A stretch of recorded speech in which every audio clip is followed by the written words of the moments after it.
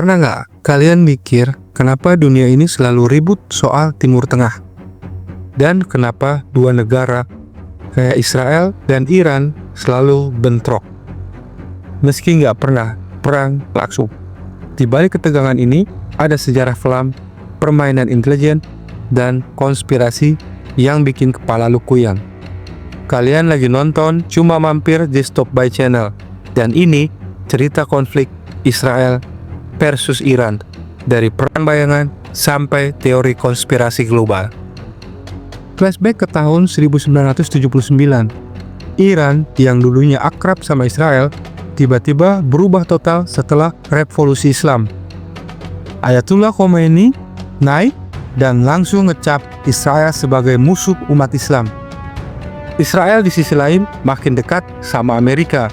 Sejak saat itu, dua negara ini kayak Tom and Jerry, nggak pernah damai, tapi juga nggak berani tabrakan langsung. Revolusi Iran itu tahun 1979. Akhirnya, Iran dan Israel putus hubungan diplomatik. Iran mendukung kelompok anti-Israel seperti Hizbullah. Israel dianggap proksi barat di Timur Tengah. Kalian pernah dengar istilah shadow? Ini bukan perang yang kelihatan di TV, tapi perang senyap lewat hacker, intelijen, pembunuhan diam-diam, bahkan sabotase nuklir.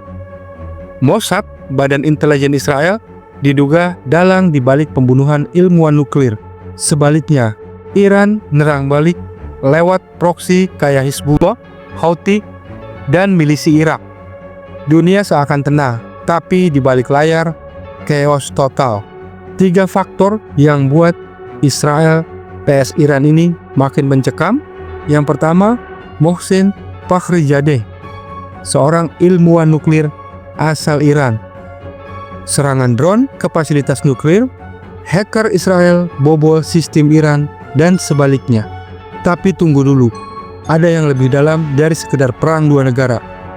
Teori konspirasi bilang, konflik ini udah diatur sama elit global.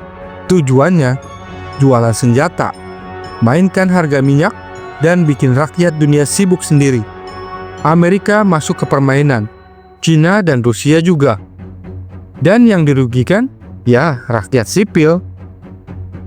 Rakyat sipil benar-benar dirugikan. Konflik sebagai bisnis senjata global, harga minyak naik, untungkan negara superpower kayak Amerika. Israel dan Iran cuma poin besar dalam permainan elit. Kalau konflik ini meledak beneran, efeknya nggak cuma di sana bro. Bisa nyeret negara-negara besar ke Perang Dunia Ketiga, versi baru. Rusia, Amerika, NATO, bahkan Cina. Semuanya punya kepentingan di Timur Tengah. Dan lu pikir kita di Indonesia aman-aman aja? Nggak juga bro.